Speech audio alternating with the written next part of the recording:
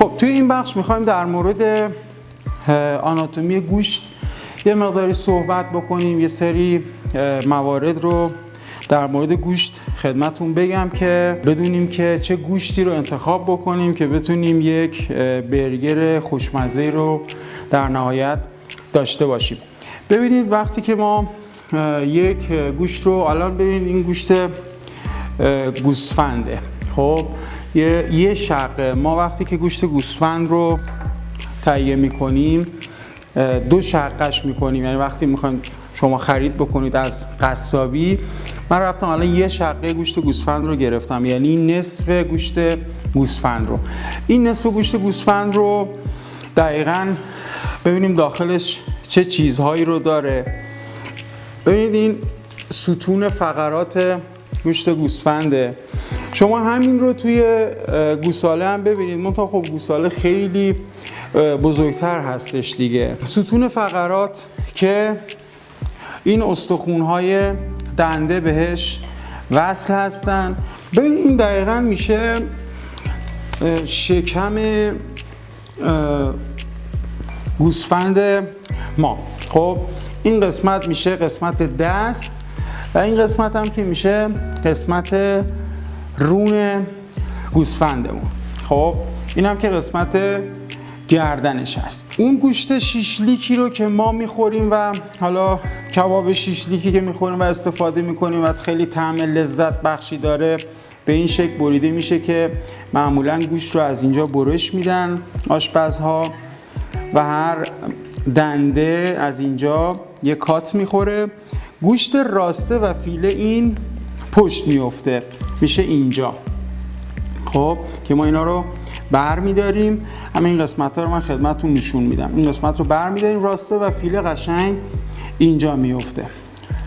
و دلیل این نرمی چی هستش؟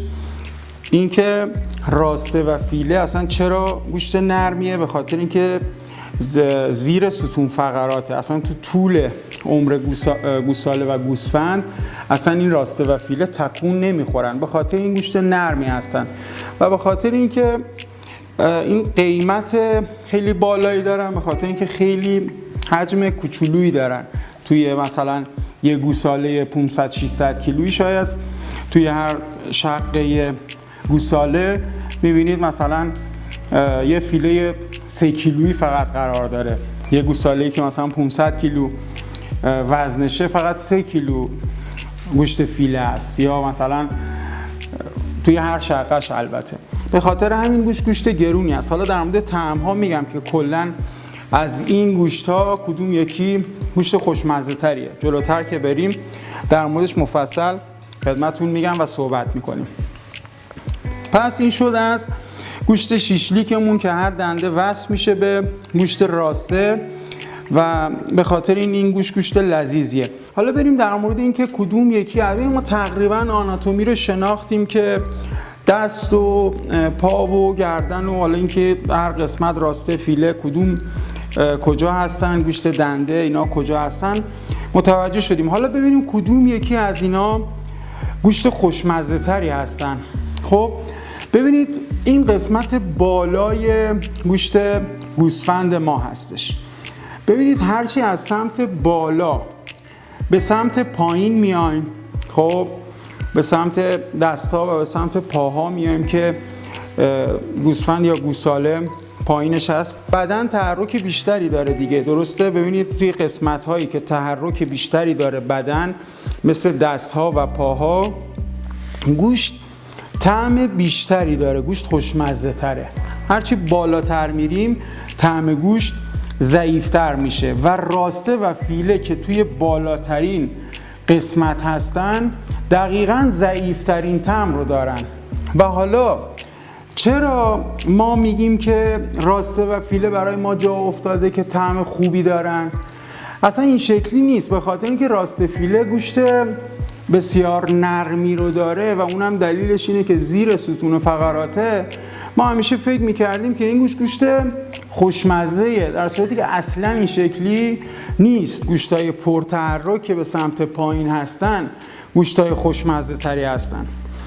خب نکته خیلی مهم، ببینید کلا اجزای گوشت حالا گوسفند یا گوساله از 3 قسمت ماهیچه که حالا همون گوشتای قرمز میشن که اگه من بخوام این رو زخم بکنم بهتون نشون بدم، ببینید رنگ قرمز، این قرمزی رو ما میگیم گوشت ماهیچه.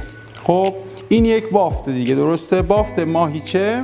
چربی که اینجا داریم یه بافت چربی رو کاملا میبینیم، این یه بافت چربی هستش که کاملا بشناسین که کامل روی سطح بدن رو گرفته. و این هم از بافت پیوندی، بافت این شکلی که ما الان اینجا داریم. کلا گوشت گوساله از این 3 قسمت تشکیل شده. خب یه بافت پیوندی یا بافت حالت لاستیکی مانند داره که اینا اصلا قابل پختن نیستن و هر کارشون بکنه، هر چقدر بیشتر اینا رو بپزین اصلا پخته نمیشن، سفت‌تر و سفت‌تر میشن. بعد از اینکه ما متوجه شدیم که یه گوسفند یا یه گوساله چه اجزایی رو داره، میخوایم ببینیم که کدوم قسمت از اینها از قسمت بالا تا پایین کدوم یکی طعم بهتری رو داره. خب گفتیم که اون قسمتی که تحرک بیشتری رو داره، طعم قوی‌تری رو داره. به غیر از این قضیه، به غیر از این مورد که اونی که تحرک بیشتری رو داره، چیزی که طعم رو قوی‌تر میکنه چربی هستش. ببین شما اگر که بیاید یک تیکه گوشت گوساله رو بدون چربی، مثلا مغز رون گوسفند رو چرخ بکنید، فقط یه کوچولو نمک بهش بزنید و مغز رون گوساله رو یه تیکه چرخ بکنید، یه کوچولو نمک بهش بزنید، به هیچ عنوان وقتی اینا رو میپزید نمیتونید خیلی راحت تشخیص بدید که چه طعمی میدن، مگر اینکه چربی اون لاشه رو ازش استفاده کنید. اگر که از چربی گوسفندی بهش اضافه بکنید متوجه میشین که اون گوشت گوسفنده. اگر از چربی گاو بهش یا گوساله بهش بزنید متوجه میشید که اون گوشت گوسفندی هستش و اون چیزی که گوشت ما رو خوشمزه میکنه چربی هستش. و این نکته بسیار بسیار مهمه که ما بدونیم که باید چی کار بکنیم، از چی استفاده بکنیم که گوشت برگر ما رو یا اصلا کلا گوشت ما رو برای هر غذایی خوشمزه تر بکنیم. یه نکته رو که باید خدمتون بگم دوستان، ببینید هرچی از سمت بالا به سمت پایین میایم توی گوشت گوسفند یا گوساله، دمارها و پوستها یا همون بافتهای پیوندی که گفتم که چرخ نمیشن یا که پخته نمیشن بیشتر میشن و این قسمت‌ها توی قسمت‌های دست و رون و قسمت‌های پایین خیلی بیشتر هستن. ما باید یه نکته رو بدونیم که برای چی کار بکنیم که گوشت ما بیات بشه و یه گوشت نرمتری رو داشته باشیم.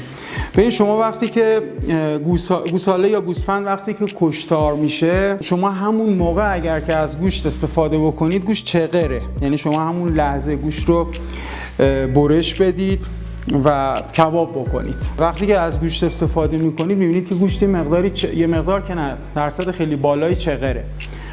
معمولا حدود 6 روز گوشت گوسفند، 6-7 روز گوشت گوسفند و تا تقریبا 2 هفته گوشت گوساله رو توی یه فرایندی معمولا قصاب‌ها نگهداری میکنن که ساده ترین فرایندش اینه که یه پارچه قدیما این شکلی بوده که یه پارچه برزنتی دورش میپیچیدن و توی یخچال استفاده میکردن، میذاشتن توی یخچال و این شکلی نگهداری میکردن که امروزه همین الان هم که شما میرید قصابی، یه اشتباهی که هنوزه هم شما انجام میدید و خیلی از افراد هستن که میرن قصابی و شما میرن قصابی میگن که آقا گوشت تازه است، در صورتی که اصلا این سوال اشتباهیه و قصاب هم میگه که آره گوشتم تازه است و این توقع و انتظار اینه که من رفتم قصابی گوشت کشتار همون روز باشه، در صورتی که اون قصابه که میدونه میگه که آره آقا، آره خانم، گوشت من کشتار امروزه.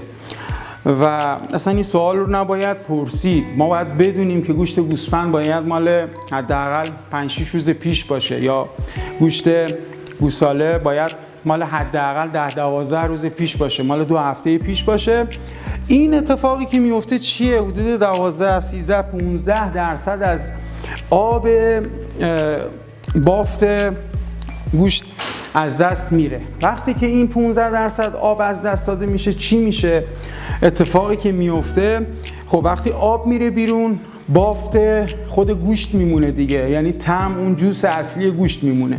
وقتی جوس گوشت میمونه خب قطعا خیلی قوی تره دیگه، طعم خیلی خوب و قوی تری داخل گوشت میمونه. قطعا برای ما هم خیلی بهتره، اون غذایی که میخوایم درست بکنیم خیلی قطعا خوشمزه تر میشه. خب این گوشتی رو که در موردش صحبت میکردیم، بهم گفتم این ستون فقرات، خب که زیر ستون فقرات فیله گوسفندی قرار داره. این فیله گوسفنده خب که چسبیده و این استخونای دنده است و دقیقاً که گفتم زیر این چربی راسته گوسفندی قرار داره. دقیقاً این راسته گوسفنده که وصل میشه از رون میاد تا کجا؟ تا گردن، یعنی از گردن تا رون وصل میشه به راسته گوسفندی و اینجا که به گوشت، حالا همون گوشت شیشلیکی بیشتر شناخته میشه. من اینو فقط برداشتم که اینو نشون بدم. مابقی این برمیگرده به پکیجی که در مورد قصابی هستش که دیگه بعداً مفصل در مورد صحبت میکنیم. میخوام یه توضیح بدم در مورد این که حالا ما قراره از چه گوشتی استفاده بکنیم برای برگرمون. قسمت هایی که برای گوشت، یعنی از گوشت گوسفندی و گوساله رو میخوایم با هم دیگه میکس بکنیم که برسیم به یه طعم فوق‌العاده‌ای برای برگرمون.